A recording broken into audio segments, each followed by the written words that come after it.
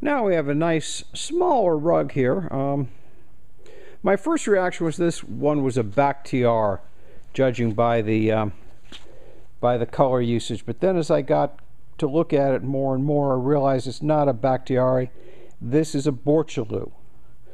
Now, more common are the Borchelus from the Caucasus, which are very much in the Kazakh family, which look absolutely nothing like this. But here, we have a rug by people who formerly lived in the Caucasus. When the Russians came down, pushed them out, they came down the caravan routes. The old, there weren't always super highways, so people would use the same routes for thousands of years, down from the Caucasus, usually through Tabriz, dropping down to Surjan, and then into the area below there. Surjan was a major collection point for refugees from the Caucasus. In fact, the royal family at that point was the Qajars, and their cousins. There's a separate Qajar dynasty that ruled in what is today Armenia, the province of Yerevan.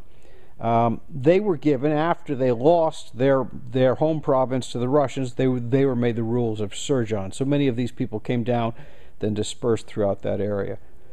The Borchelu are interesting in that they are the descendants of a tribe created when Genghis Khan gave his one of his closest associates and lifetime best friend, Borchu, a Lu, a tribe, 10,000 men, and of course their families and animals. But Lu means tribe, Borchu is the man's tribe. They took the Borchelu name from that man, Borchu, and they were dispersed into the, they were part of the Ilkhanid group, and came into Persia at that time and held land in the Caucasus. As I look at the back, we can see that this shares a similarity with Hamadan rugs.